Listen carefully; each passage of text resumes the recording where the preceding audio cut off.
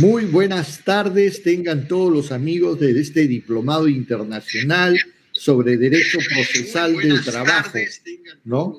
Así que, estaba haciendo, perdón,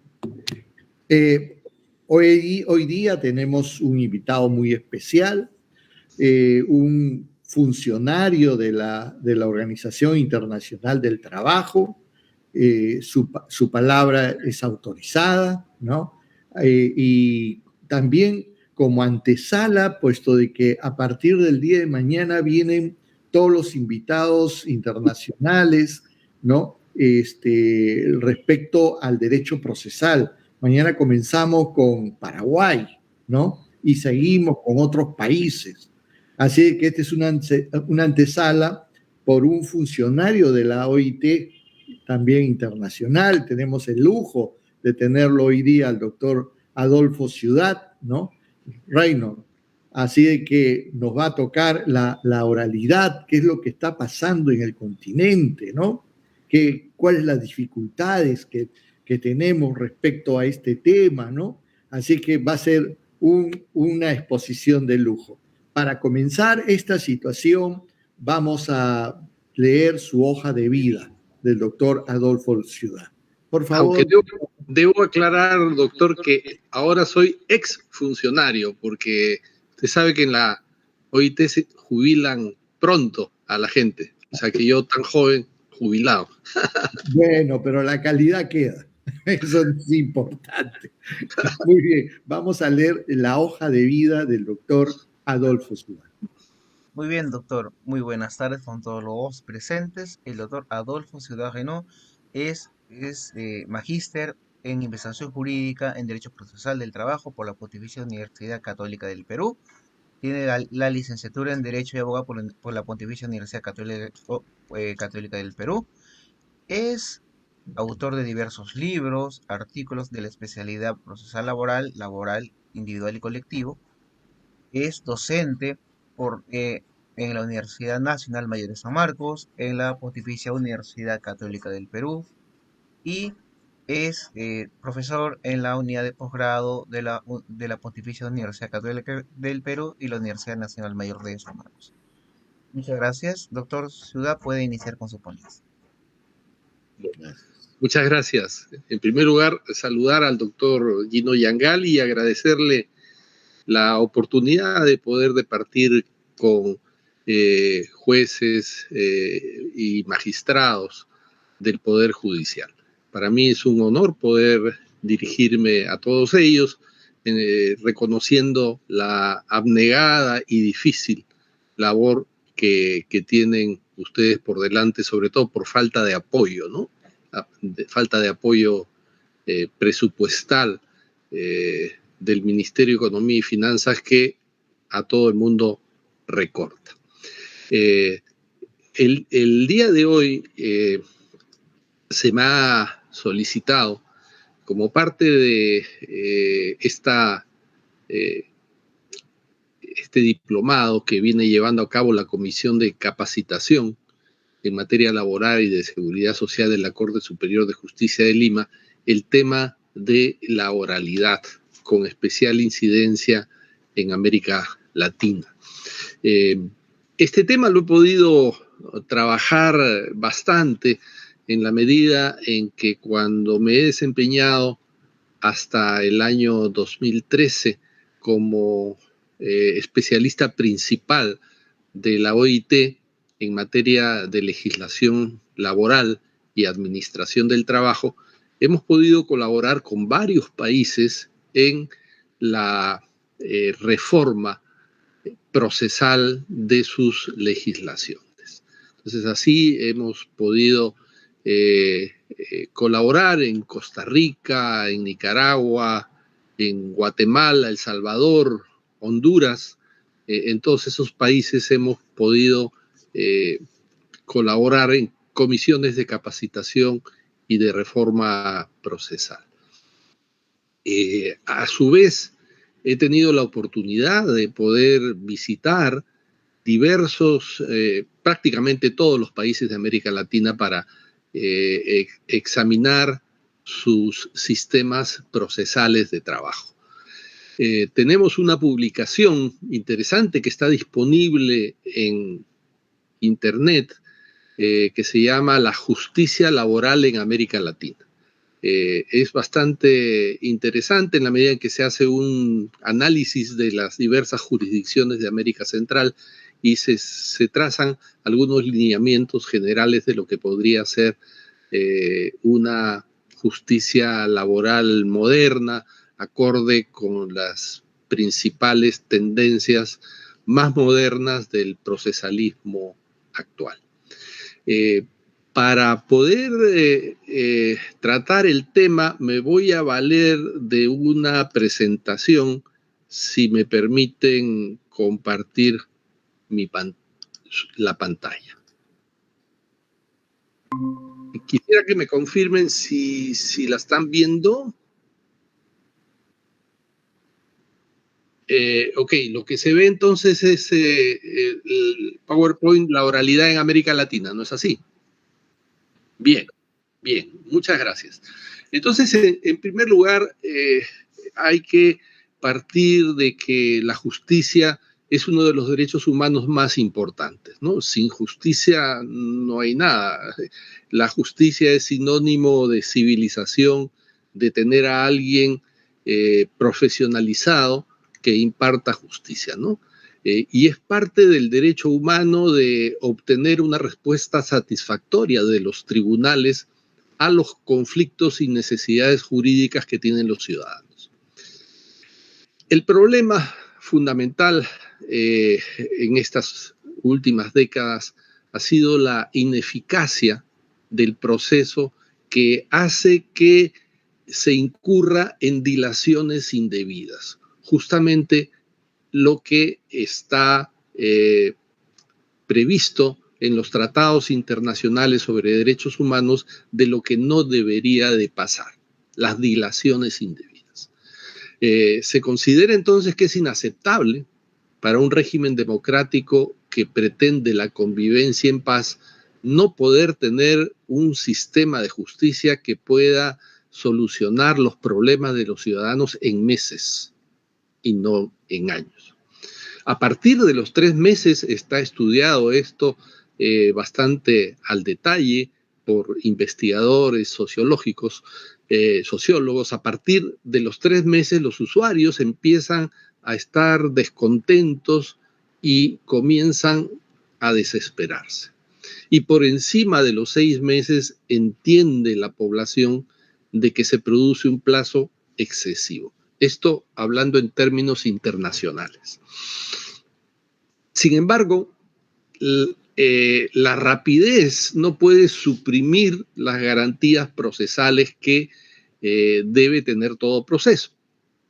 Y aquí entonces el concepto, el principio de tutela judicial efectiva es clave para poder ofrecer a la población la garantía de ofrecer una justicia eficiente, rápida, pero fundamentalmente justa. Entonces, el respeto del principio de contradicción y el derecho de defensa es clave, ¿no? Si no hay el principio de contradicción, si no hay la oportunidad de la otra parte de defenderse apropiadamente, estamos frente a un sistema deficiente que requiere ajustes importantes. Entonces, las partes tienen que tener la oportunidad de aportar todos los medios de prueba sin que se produzca indefensión de ninguno de los litigantes. Y finalmente, evitarse las dilaciones indebidas y el abuso de derecho. En ese sentido, la OIT tiene entre sus objetivos estratégicos el respeto y cumplimiento efectivo de las normas sobre derechos laborales y muy especialmente sobre los principios y derechos fundamentales en el trabajo. La agenda hemisférica, es decir, la agenda que tiene la OIT para América Latina, propone actuar a 2 niveles.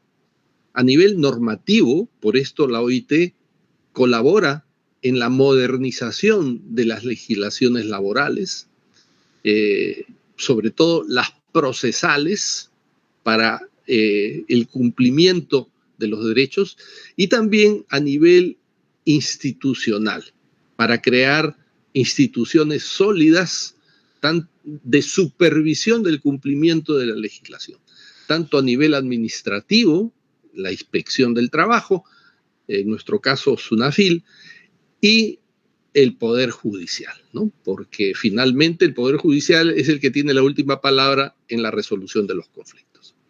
Entonces, por esto hay la necesidad de reforzar los servicios de inspección del trabajo y los procedimientos de la justicia laboral.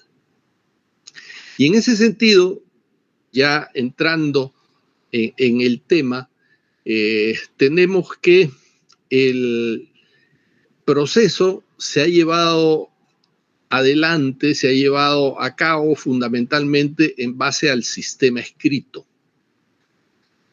Nosotros hemos tenido sistema escrito hasta hace muy poco. No tenemos, apenas tenemos 10 años de que se dictó la nueva ley procesal de trabajo instaurando la oralidad, pero esta todavía no se ha aplicado íntegramente en todo el país. Y el sistema escrito ha sufrido un descrédito porque la justicia se administraba en base a papeles y por secretarios judiciales, no necesariamente abogados, sin mayor intervención del juez. Entonces, el juez, cuando tenía que resolver, se enteraba del proceso, del conflicto, a través de papeles y documentos. Entonces, se ha promovido que la Administración de Justicia abandone este sistema escrito y adopte el sistema oral para que las partes puedan defender sus respectivas teorías del caso, sus respectivas posiciones, directamente frente a un funcionario especializado, probo, independiente, que resuelva el conflicto conforme a los tratados internacionales, a la Constitución y a las leyes. Por esto, la OIT ha venido colaborando, siendo partícipe o tomando conocimiento de diferentes reformas procesales en América Latina, ¿no? No quiero decir que la OIT ha sido partícipe fundamental de esto en todos estos lugares, pero a lo que me refiero es que fuera de quien haya promovido o no, se han realizado reformas procesales, laborales, en todos estos países que ustedes pueden ver en pantalla. En Venezuela en el año 2002, en Ecuador en el 2003, en Chile en el 2005, en Colombia en el 2007, en Uruguay en el 2009, en Perú en el 2010, en Nicaragua en el 2012, en Costa Rica en el 2012 y en México en el 2019. Y hay otras reformas en marcha en El Salvador, Honduras y Guatemala, en donde ya están elaboradas códigos procesales de trabajo que están siendo sometidas a sus respectivas asambleas legislativas. Entonces, todas las reformas procesales en América Latina, tanto en el ámbito penal, familia, civil, laboral, han tenido como mínimo común denominador el cambio de sistema escritos y por expedientes a sistemas orales y por audiencias. Hay diferencias entre uno y otra reforma procesal, ¿no? Por ejemplo, si la contestación a la demanda es oral o escrita, Hay algunos países que no, Nicaragua y Uruguay, por ejemplo, en determinados casos no se exige la contestación a la demanda escrita. También hay diferencia entre si hay una audiencia única o dos audiencias. Hay también algunas diferencias sobre reglas sobre la prueba, otras sobre la estructura del proceso. Me refiero más bien a los sistemas de recursos e instancias, cuántas instancias tenemos, si existe casación siempre o no. Hay algunos países que no tienen casación, que tienen solamente dos instancias, como Costa Rica, como Nicaragua y Uruguay.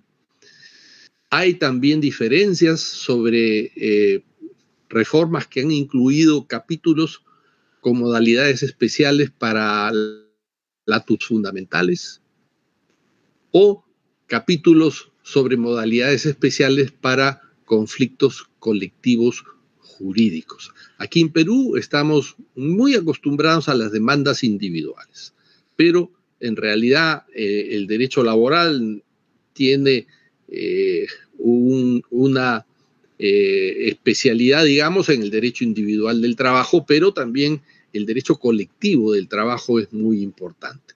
Lamentablemente en nuestro país el derecho colectivo no se ha desarrollado, sino más bien ha decrecido en su importancia por reformas laborales que no han privilegiado la libertad sindical y la negociación colectiva, ni los procesos de conflictos colectivos en donde el sindicato es el titular del derecho.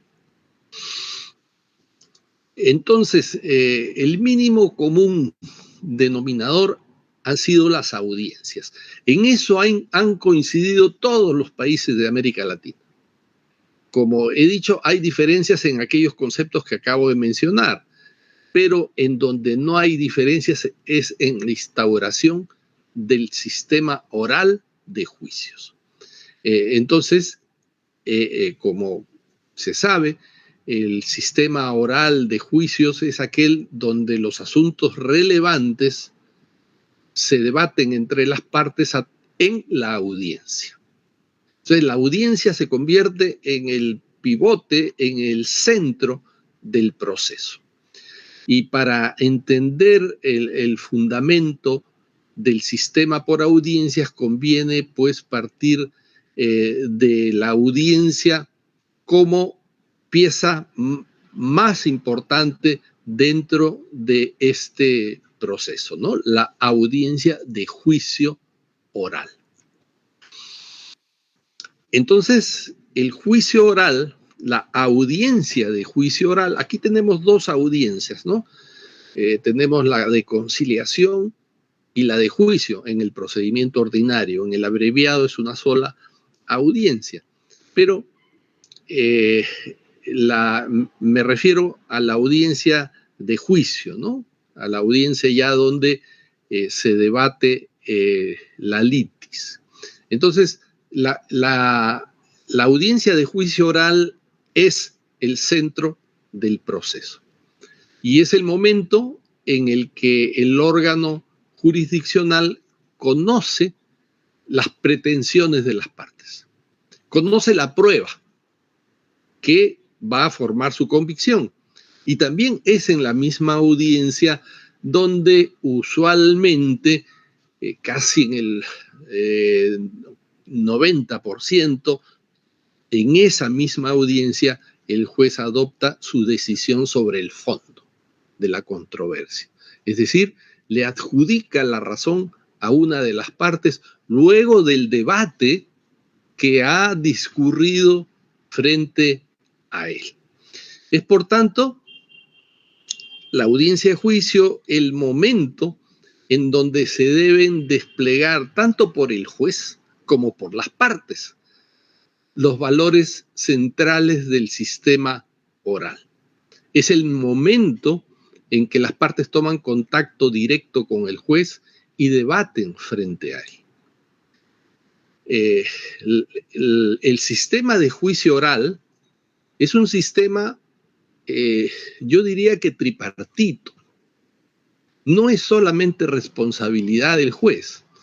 Las partes, los abogados de las partes y las propias partes tienen muchísima responsabilidad para tratar de llevar al juez en la dirección de su respectiva teoría del caso.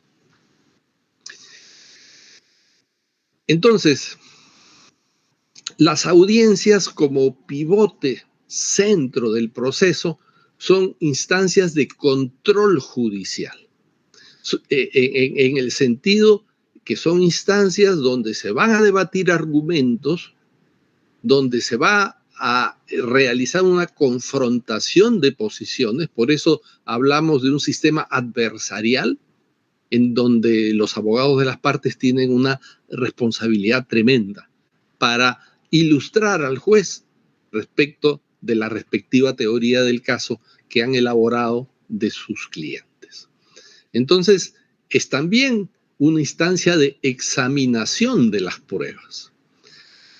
Y son instancias en donde, de donde va a partir la fundamentación de las decisiones judiciales. Entonces, esto también hace que haya nuevas necesidades para los abogados. No solo los jueces tienen que tener una mayor capacitación y un mayor estudio respecto del sistema oral, sino que los abogados mismos tienen que tener capacidad de poder presentar verbalmente sus argumentos.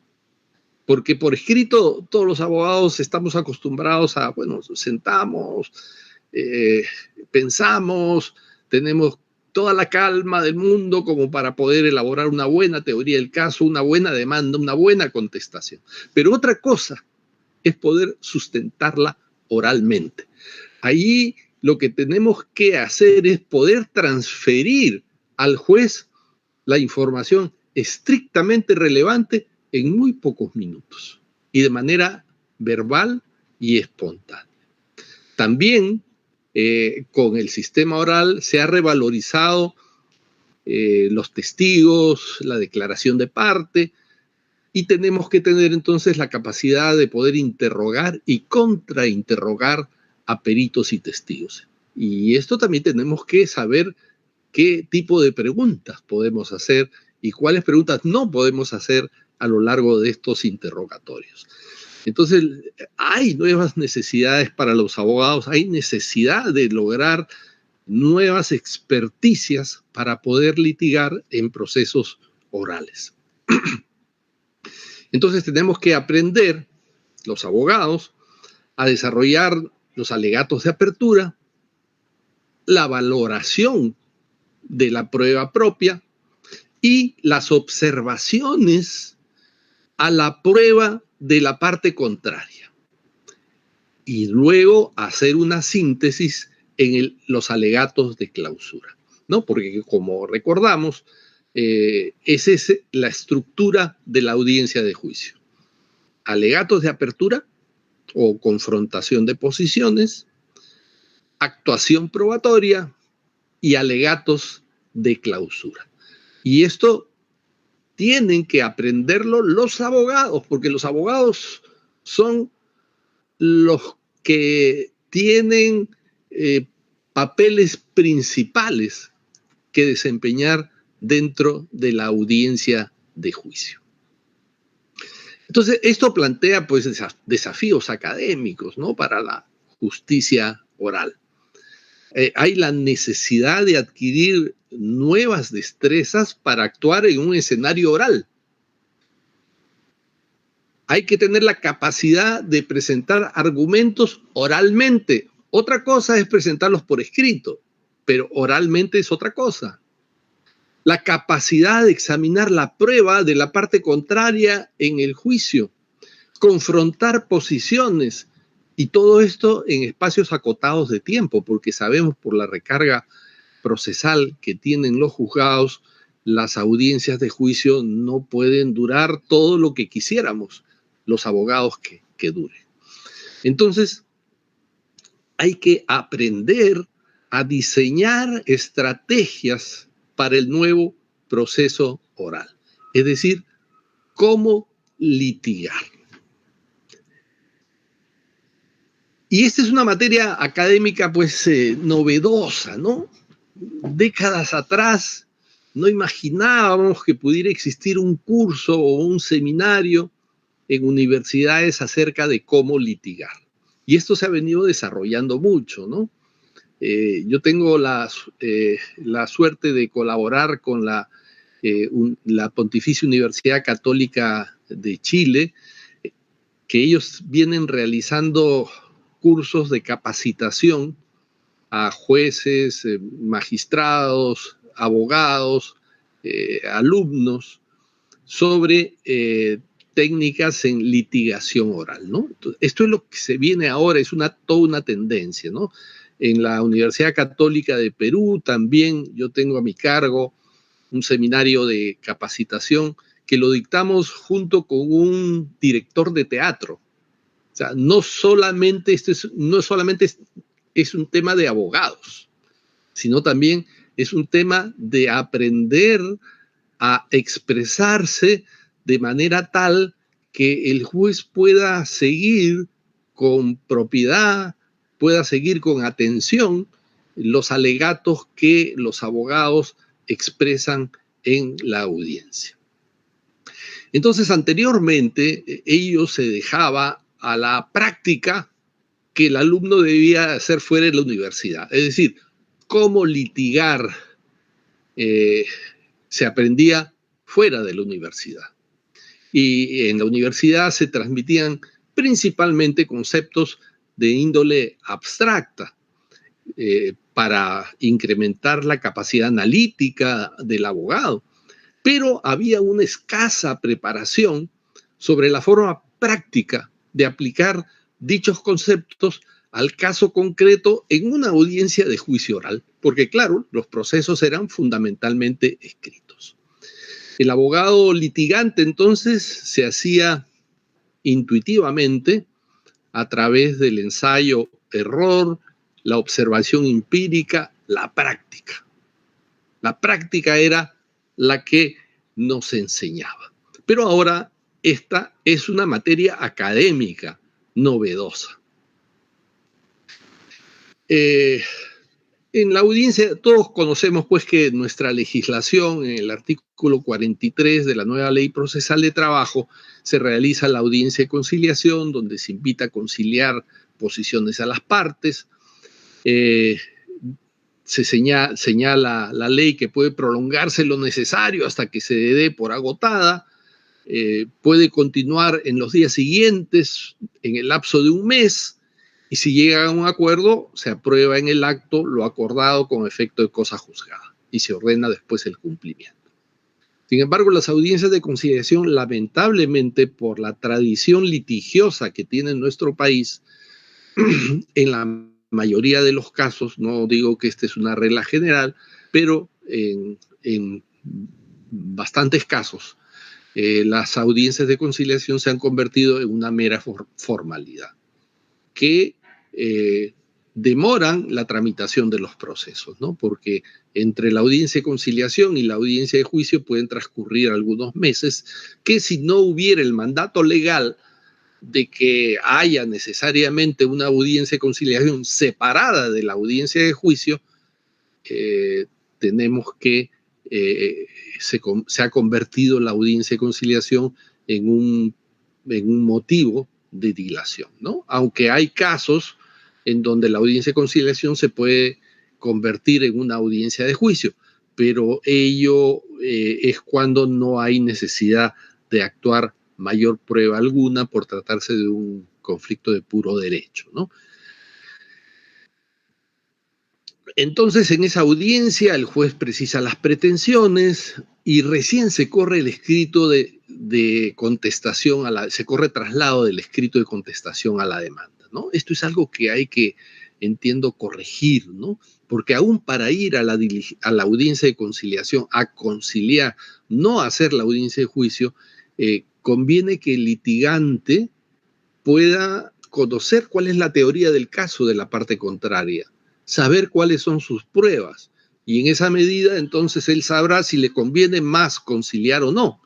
Pero de acuerdo con nuestra normativa, el escrito de contestación a la demanda recién se le entrega al demandante luego de que la audiencia de conciliación ha fracasado. Entonces, el caso especial es que la cuestión debatida sea de puro derecho. Entonces, la audiencia de juzgamiento tiene estas 3 etapas, ¿no? La audiencia de juicio. Es un acto único y concentrado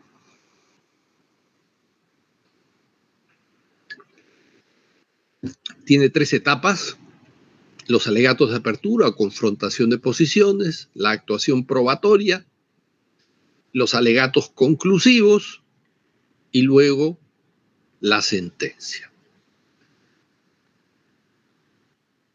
Entonces, los alegatos de apertura, de acuerdo con el artículo 45, son una breve exposición oral de las pretensiones demandadas y de los fundamentos que las sustentan. Y el demandado hace una breve exposición oral de los hechos, ¿no? Entonces, tanto los alegatos de apertura por parte del demandante como de parte del demandado están referidos a pretensiones, fundamentos y a hechos con los que sustentan la demanda o contradicen la demanda. Y no olvidemos que el artículo 12 señala la prevalencia de la oralidad, que las exposiciones orales prevalecen sobre las escritas, de que debe haber un debate oral de posiciones entre las partes, que el juez puede interrogar en cualquier momento y que las actuaciones son registradas en audio y vídeo, ¿no? Lo que hace más dinámica la audiencia.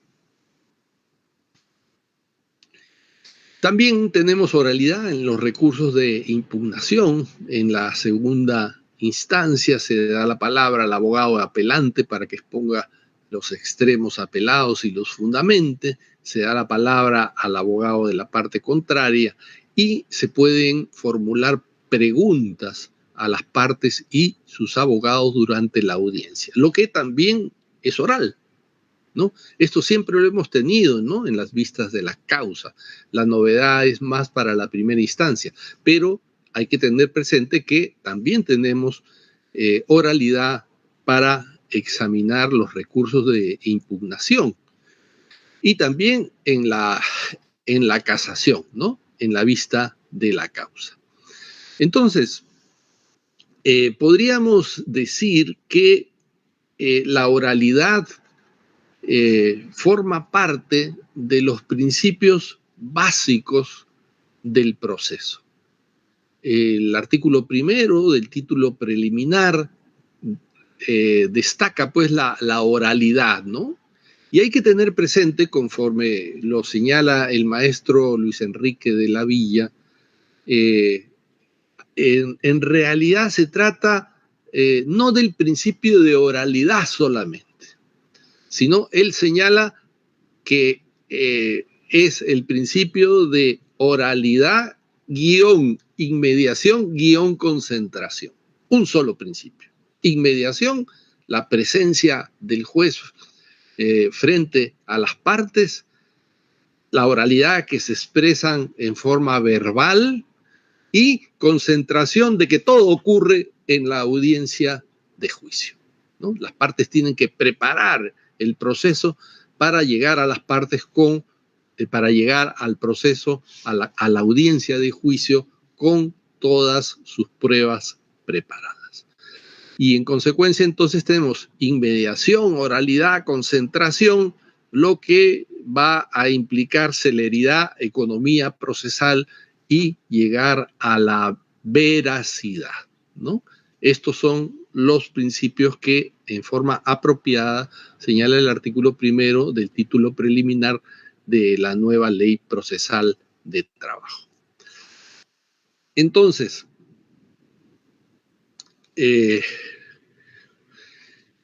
concentrándonos en el principio de oralidad, el debate se realiza a través de presentaciones verbales de pretensiones frente al juez, en forma espontánea, verbal. En una audiencia de juicio ningún abogado puede ir a leer nada, tiene que ir a explicar.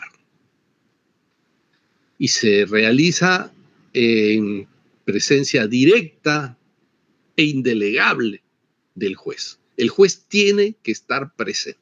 Es el principio de inmediación. Y en consecuencia, si el juez por alguna razón cambia, se supone que la audiencia de juicio tiene que repetirse, porque en la audiencia de juicio es el corazón del sistema oral. Entonces, el artículo 43 y siguientes supone la presencia personal del juez y no se admiten recursos o escritos o dar lectura a los alegatos en la audiencia de juicio. Es decir, los abogados tienen que tener la capacidad de sustentar sus posiciones, su teoría del caso, sus teorías del caso, en forma verbal, directa, sin leer, para que se pueda entender mejor cuál es su posición. Y a través del principio de inmediación, entonces tenemos esto que les hablé, ¿no? Oralidad, inmediación, concentración. Entonces, el principio de inmediación es una derivación de la oralidad. Y la oralidad es el método de debate, es el método por excelencia del sistema adversarial. Las partes son adversarios y tienen que debatir frente al juez, y el juez de ese debate va a obtener quién es el que tiene la razón. Entonces, esto supone la presencia permanente y continua del juez sin posibilidad de delegación. Si el juez no puede asistir, la audiencia se tiene que suspender. Entonces, es derecho de las partes tener una comunicación directa y permanente con el juez durante la audiencia de juicio. Y el principio de concentración supone, pues, la realización de la mayor cantidad de actos procesales en un solo acto dividido en 3 etapas.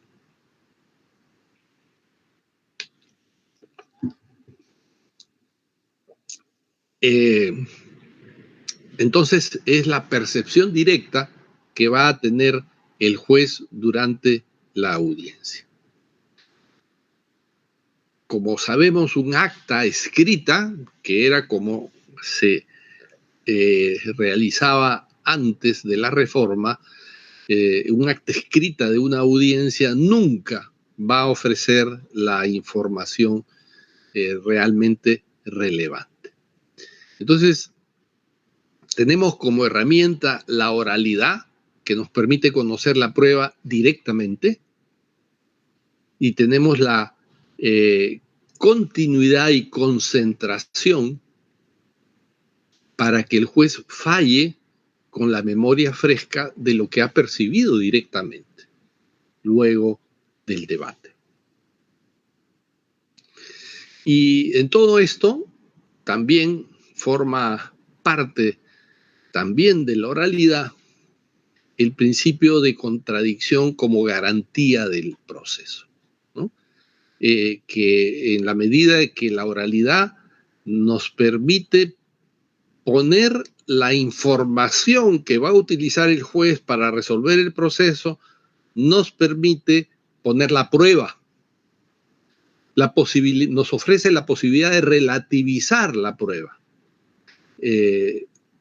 La información ingresada unilateralmente, sin posibilidad de que la otra parte pueda relativizar esa información, es una información de baja calidad.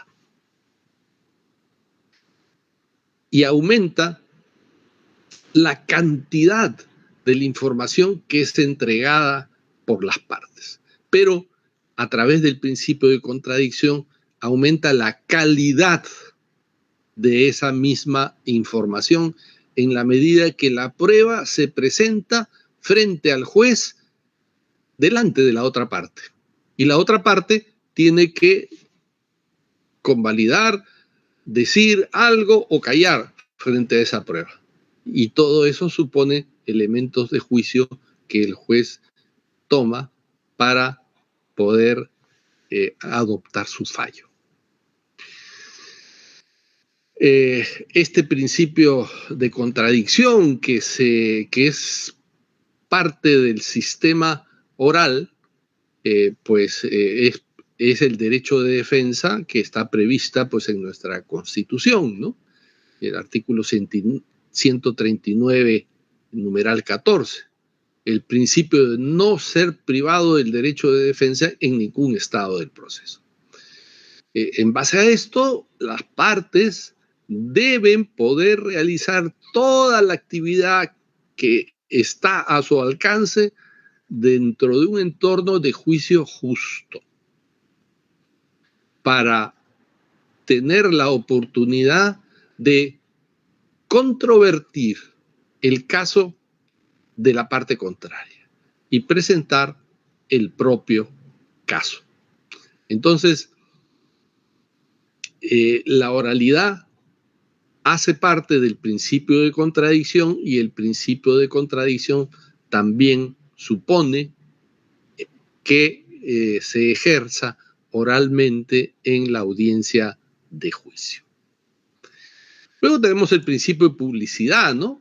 Se saben que la oralidad supone publicidad, porque las audiencias de juicio orales se llevan adelante públicamente. Entonces, esto supone el principio de independencia en el ejercicio de la función jurisdiccional. Pero también el público, de alguna forma, controla la manera en que los abogados y jueces actúan en la aplicación de la justicia. Es decir, ahora, por el sistema oral, el público en general puede ver cómo se ejerce la justicia en forma clara, directa y en forma viva. Entonces, esto incentiva a que todos los que participan en la audiencia, demandado, demandante, juez, secretario, todos actúen de la manera esperada, ¿no? Es una forma de control social. Y ustedes saben que hay incluso clínicas jurídicas desarrolladas en otros países donde estudian una selección de casos y en base a eso se hacen pues investigaciones y sistematizaciones en universidades. Entonces, la transparencia de los actos de decisión de los órganos públicos es muy importante. Mientras más publicidad hay, pues menos posibilidad hay de incurrir en actos contrarios a nuestra legalidad. Y dentro de la oralidad, pues la imparcialidad es clave. En la medida que el juez controla el ingreso de la información, el juicio debe ser resuelto por alguien que no tenga compromisos ni credibilidades preconcebidas para con ninguna de las partes. El juez controla ese ingreso de la información. Entonces, el rol del juez en este tipo de audiencias es verificar la verdad de cada litigante que utiliza para lograr sus pretensiones, ¿no? Porque cada parte tiene su verdad, tiene su apreciación de los hechos, tiene sus pruebas. Entonces, el juez, pues, tiene que ser muy imparcial en un sistema oral, sobre todo en un sistema oral, porque en un sistema escrito la imparcialidad está reservada a la sentencia, pero la imparcialidad, la garantía de que se controle un apropiado ingreso de la información en un sistema oral es mucho más importante que en un sistema escrito, en la medida en que durante toda la audiencia se van a desarrollar alegatos, se van a actuar pruebas, se van a ofrecer conclusiones del proceso, y todo eso bajo la dirección del juez. Entonces, para terminar, decir que el juicio oral se constituye en una prueba de la calidad de la información que se va a utilizar para resolver. Es un debate sobre hechos, fundamentalmente, no sobre derecho, aunque, por cierto, los hechos tienen que ser ubicados en un entorno jurídico, ¿no? Porque son los hechos relevantes, son los hechos que las normas jurídicas van a exigir para aplicar las consecuencias de una norma legal. Salvo en los juicios de puro derecho, ¿no? Donde el debate ya es sobre el derecho.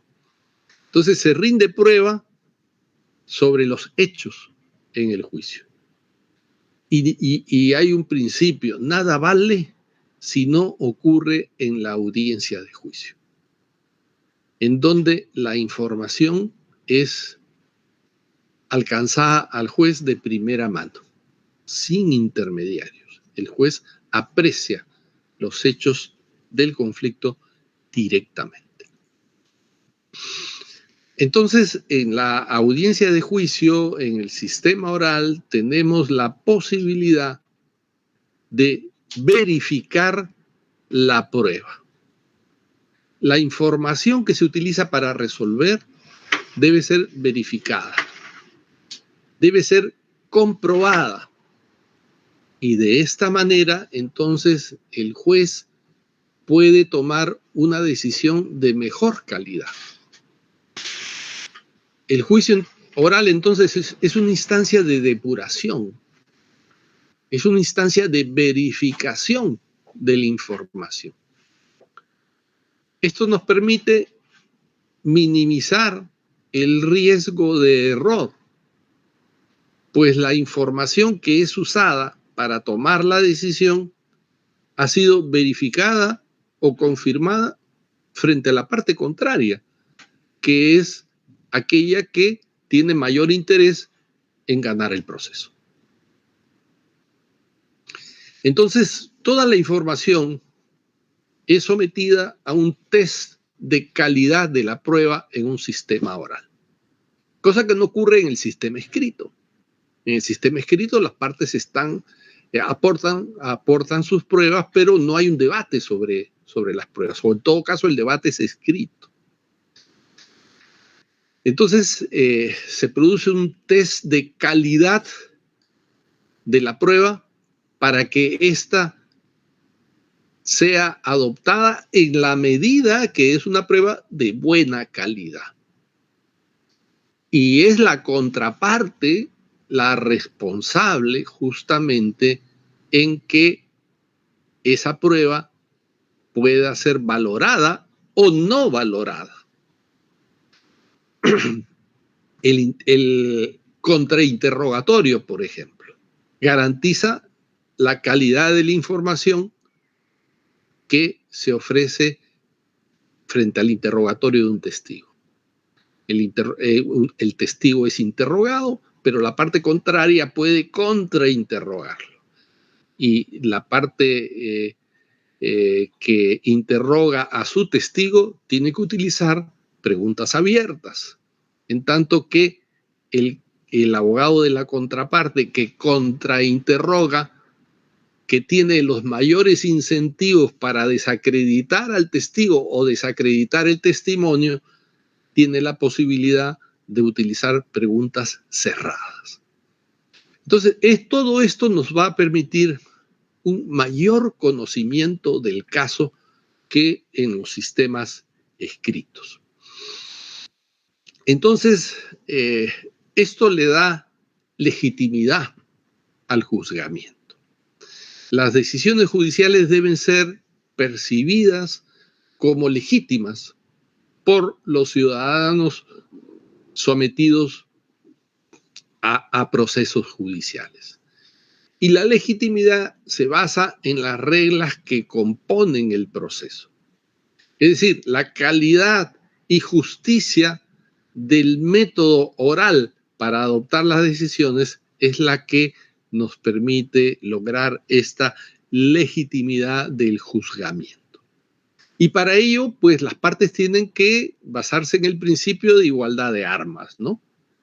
Debe darse todo este debate, toda esta presentación de pruebas, el ofrecimiento de conclusiones, etcétera, debe darse en un entorno de juego justo.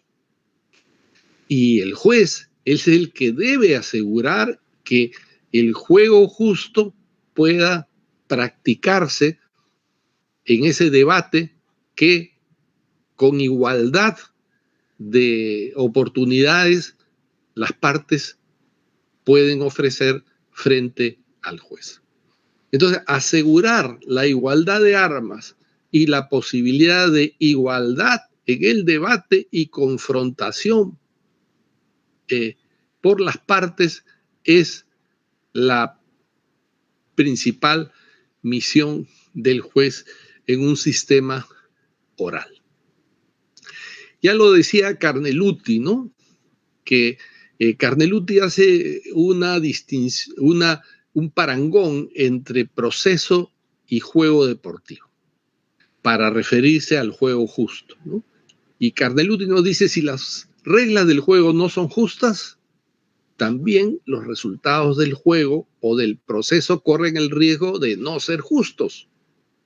Y que cuando se trata de un partido de fútbol o una pelea de boxeo, pues no debería significar una tragedia. Pero cuando la apuesta, dice Carneluti, es sobre la propiedad o la libertad, a la que yo añadiría los derechos laborales y especialmente los derechos fundamentales, esto se constituye en una grave amenaza para un mundo que tiene necesidad de paz. Entonces, hay que garantizar un juego justo en la audiencia de juicio. En eso consiste la oralidad, ¿no? Y este es el esfuerzo que se hace en todos los países de América Latina, justamente basada en estas percepciones, es que todas esas reformas procesales en América Latina han coincidido en instaurar la oralidad, pero la oralidad, inmediación, concentración, como base del proceso. Entonces, las preguntas del juez no deben asumir un punto de vista de los litigantes. La parte perjudicada de una declaración testimonial tiene la posibilidad de hacer un contraexamen. Es una manera de balancear la prueba. Las partes deben incluso tener la posibilidad de objetar las preguntas del juez. Es un poco difícil porque el juez es el que tiene que resolver, pero el juez en algún caso puede hacer una pregunta que no sea pertinente y las partes pueden tener el derecho de solicitar al juez un cambio. Por supuesto, el juez será el que resuelva. Y el problema es si el juez podrá resolver esas objeciones en forma imparcial. Pero bueno, ese es el esfuerzo que los jueces tienen que hacer en la audiencia de juicio. Y todo esto es parte, pues, del juego justo, ¿no? De igualdad de armas dentro del proceso. Y con eso, para ceñirnos al tiempo, concluimos nuestra presentación y en todo caso quedamos a disposición de ustedes para cualquier comentario o pregunta que se quisiera hacer. Muchas gracias. Muchas gracias al profesor Adolfo Ciudad por la técnica de la exposición que ha tenido el día de hoy, de explicarnos las razones, las motivaciones, el origen de este proceso de la oralidad en Latinoamérica. Ha sido muy importante y seguro que todos hemos ganado con esta brillante información. Sin embargo, me han dicho por ahí, por el privado, que hay algunas preguntas, ¿verdad, doctor Valdeón? Efectivamente, el público nos ha trasladado muchas preguntas, bastantes preguntas, Bueno, pero hay que cortar de nuevo porque si no nos vamos hasta pasado mañana. sí, vamos a resumirlas en 4 preguntas que engloban varias preguntas tal vez. La primera pregunta que nos hace el público es el siguiente. ¿La audiencia oral virtual puede ser una solución respecto a la determinación probatoria en una causa concreta, en donde se aprecie una cierta complejidad y carencia de actividad probatoria o pruebas no suficiente? Muchas gracias, doctor. Bueno, la audiencia de juicio justamente es la única posibilidad de poder resolver una controversia en donde las partes no hayan cumplido con ofrecer los elementos probatorios más importantes o trascendentales para poder para probar los hechos de su teoría del caso. Entonces, justamente en la audiencia de juicio, con la posibilidad que el juez tiene de interrogar a las partes, el juez puede pedir pues mayor información, puede interrogar a las partes, a los abogados, para determinar exactamente los hechos más importantes que le permitan a él adoptar una decisión sobre el fondo del asunto conforme al derecho. En un sistema escrito estaríamos perdidos, porque ya las partes han ofrecido sus teorías del caso. Puede ser que ambas partes la hayan ofrecido deficientemente, porque como digo, no hay, recién en los últimos años se está teniendo la preocupación en las universidades de formar a los abogados para audiencias de juicio orales. Y es lo único que nos va a permitir resolver.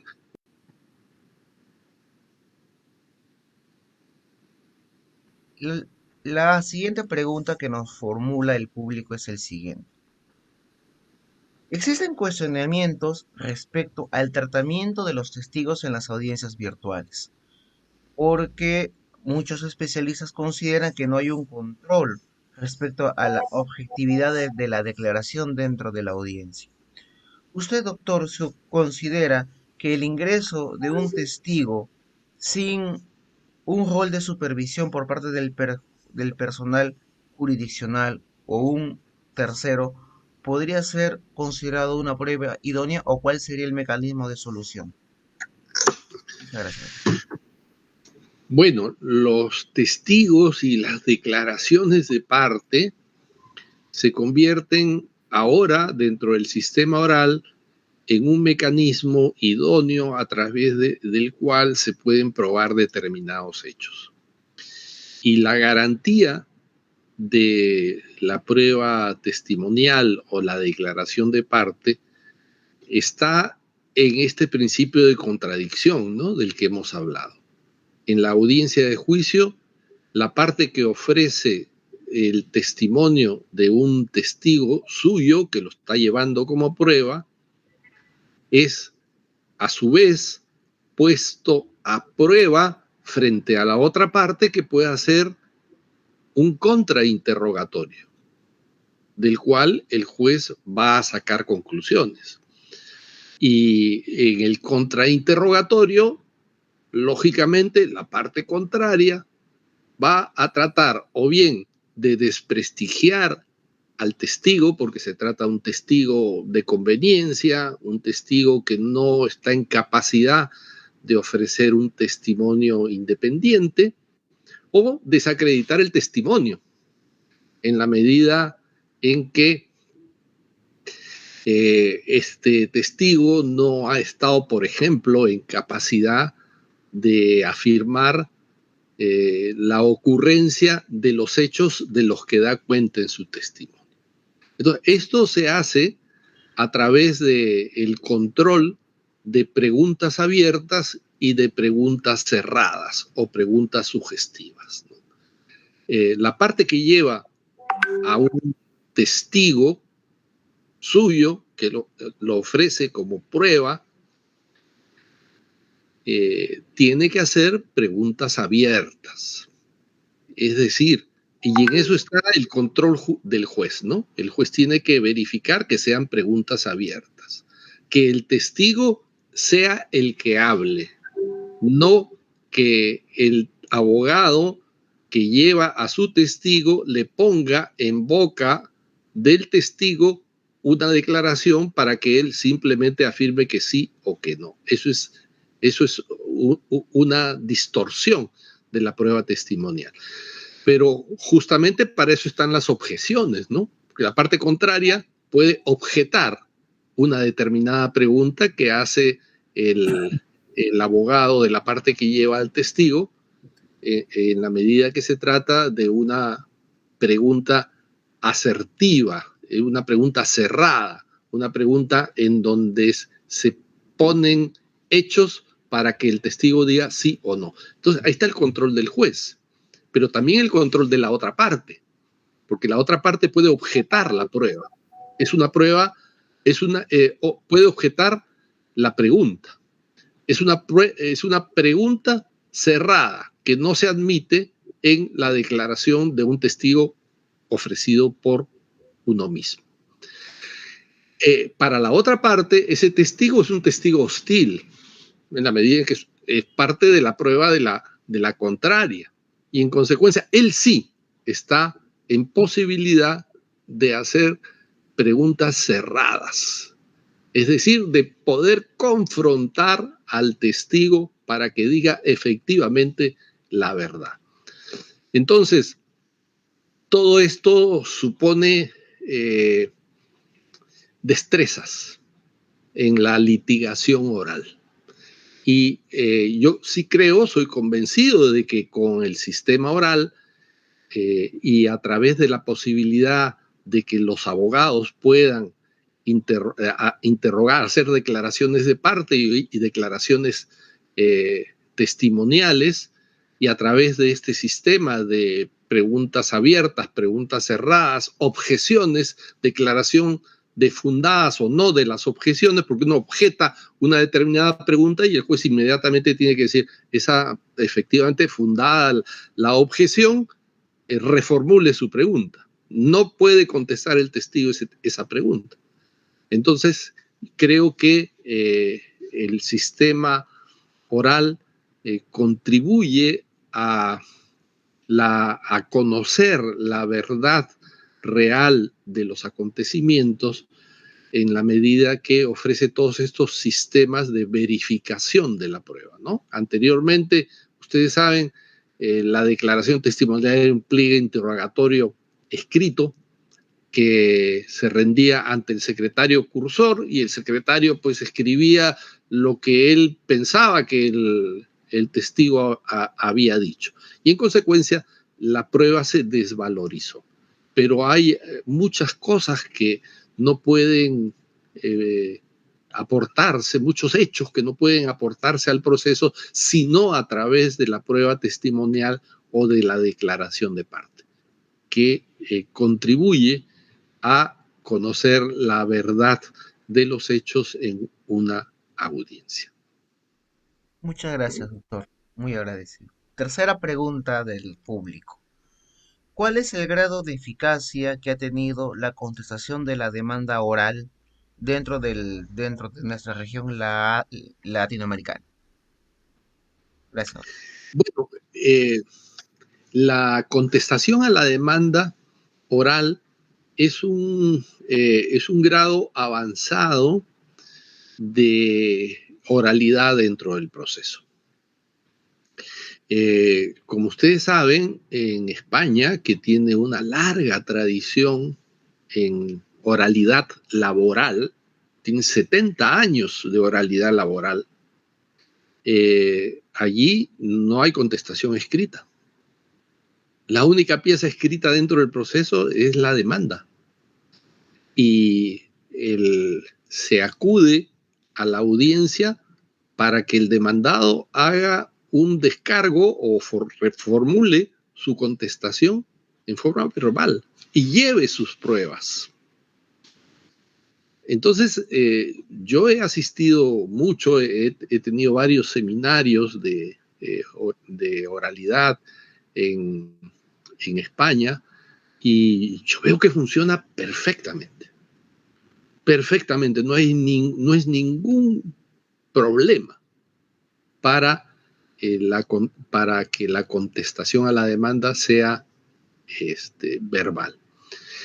En América Latina, solamente en el Código Procesal Laboral y de Seguridad Social de Nicaragua se ha adoptado la oralidad como regla general. Es el único país de América Latina que como regla general no hay que llevar contestación a la demanda. Por lo menos así está en el código. Habrá que examinar, porque esto se adoptó en el año 2012.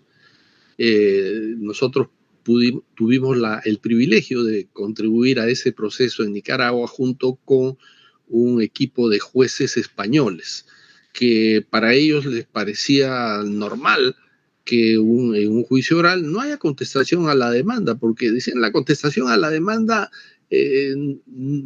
escrita desincentiva un debate oral entre las partes, a lo que no existiendo contestación escrita y todo grabado, por supuesto, tiene que realizarse un debate intenso dentro de la audiencia para poder cumplir con probar los presupuestos, los hechos fácticos de la teoría del caso.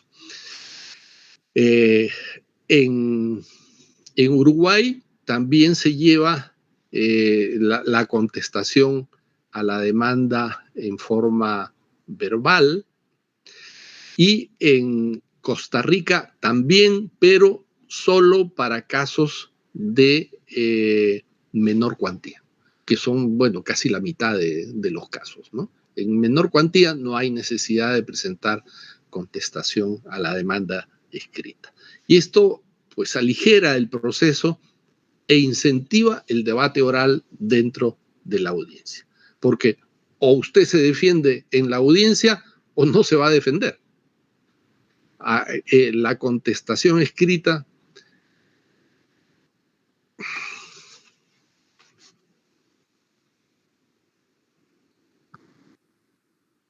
perdón, parece que se perdió la conexión, o yo allá, yo no puedo verlos, pero si me escuchan prosigo. Ya, he perdido la imagen, no los veo, pero bueno, si me escuchan, estamos bien. Bueno, decía que en consecuencia, la falta de contestación escrita en los procesos orales son grados avanzados de desarrollo de la oralidad dentro del proceso. Y creo que nosotros debiéramos caminar frente a eso.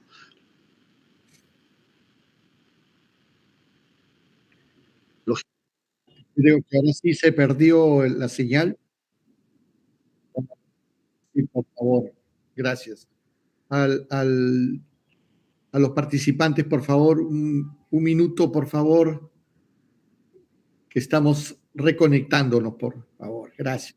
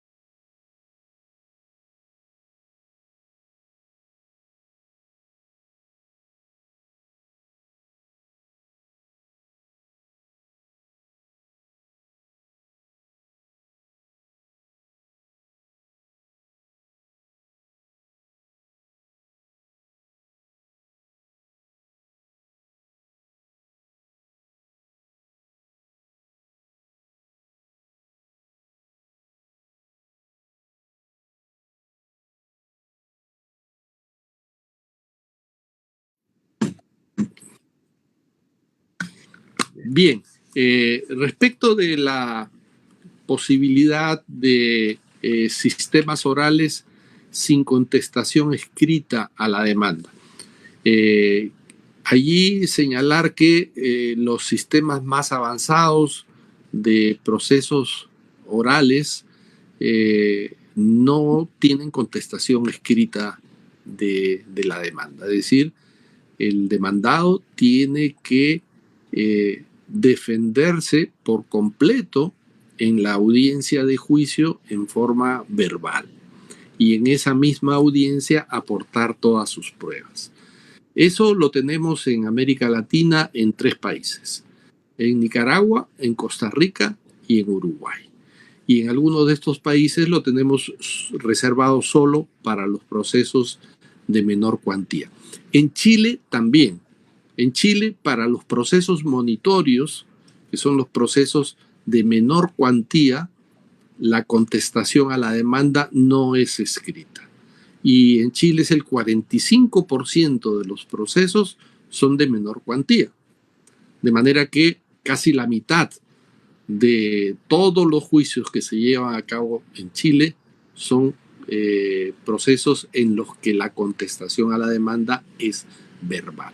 Yo creo que en el futuro vamos a llegar a tener contestaciones verbales en las audiencias de juicio. Muy bien. Muy bien. Seguimos a la siguiente pregunta, por favor.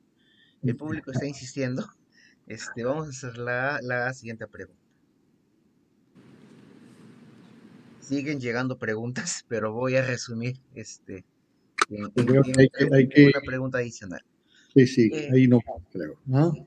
En el sistema español hemos tenido conocimiento que la presentación del recurso de apelación está condicionado a la alegación oral en la audiencia de juicio.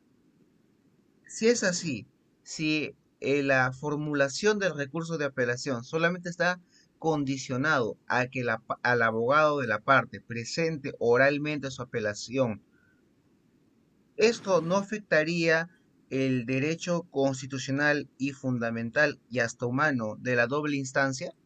Porque se estaría condicionando la apelación a un acto meramente oral.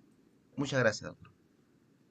No, la información que yo tengo es que la apelación, si es que la sentencia se dicta en la audiencia de juicio, no en todos los casos se dicta en la audiencia, pero si se dicta en la audiencia se tiene que apelar en la audiencia, pero bastando decir apelo y se reserva el tiempo necesario, que son creo que 3 o 5 días, para fundamentar la apelación.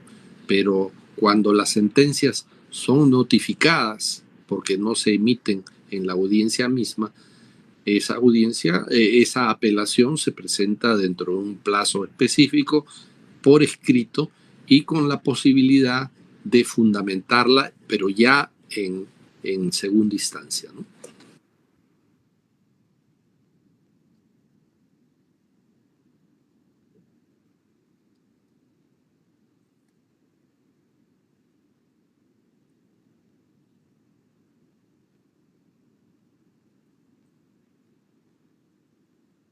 No está condicionado a la alegación de la apelación en la propia audiencia, porque en primer lugar no en todas las audiencias se dicta sentencia. Los jueces se pueden reservar el derecho de emitir la sentencia en un plazo de y en consecuencia la sentencia se notifica, pero no es exacto que la apelación esté condicionada a una fundamentación oral dentro de la audiencia, porque no todas las sentencias se dictan en la audiencia.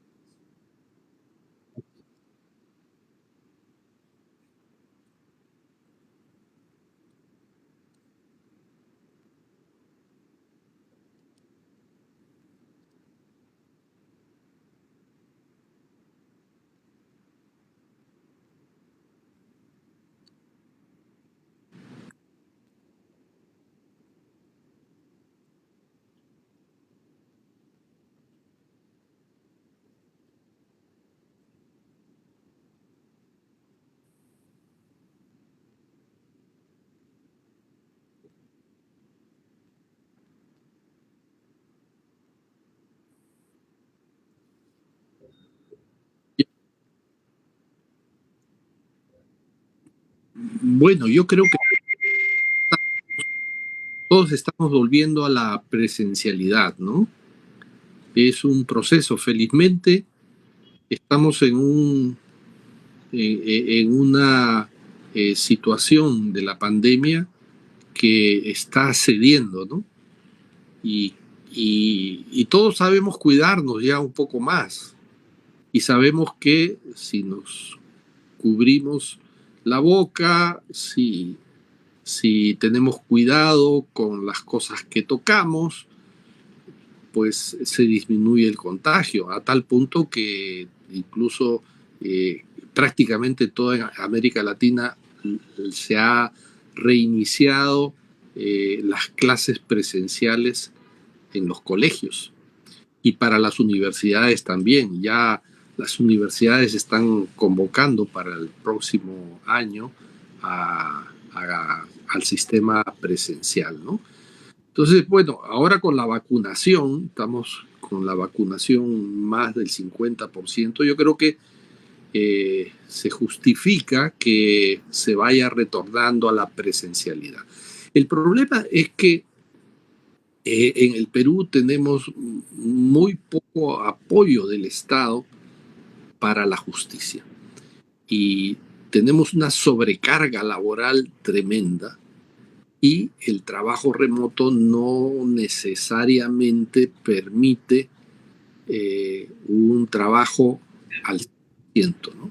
O sea, los procesos se han demorado más y bueno, yo creo que poco a poco tenemos que ir regresando ¿no? Esa es la tendencia, me parece, a nivel mundial.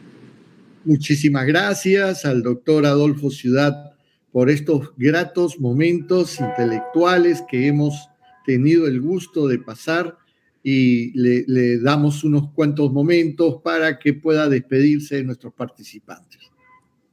Bueno, yo solamente quiero agradecer al doctor Gino Yangali, al Poder Judicial, de tener la oportunidad de poder discutir académicamente estos conceptos con los jueces y magistrados de nuestro país, ¿no?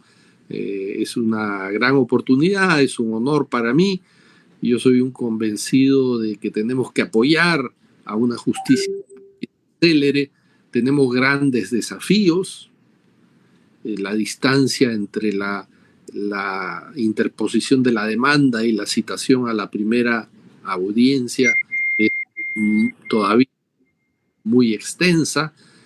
También es extensa la segunda y obligatoria audiencia, que convencido de que tiene que ser una sola. También la necesidad de establecer modalidades especiales para la tutela de derechos fundamentales, modalidades especiales para los conflictos colectivos jurídicos, de manera que tenemos todo un desafío por delante y creo que los abogados, juristas estamos en la obligación de poder colaborar modestamente a que esta situación mejore. Muchas gracias. Muchas gracias al doctor Adolfo Ciudad. Le agradecemos por esta participación a nombre de la Presidencia de la Corte Superior de Justicia de Lima y de la Comisión de Capacitación y de la 8ª Sala Laboral, nuestro agradecimiento. A los participantes le hacemos recordar que el día de mañana está el doctor Zárate, que va a hacer la exposición de Paraguay, cómo es el proceso laboral en Paraguay. Así que los esperamos el día de mañana a las 5 de la tarde. Muchas gracias y buenas noches. Adiós.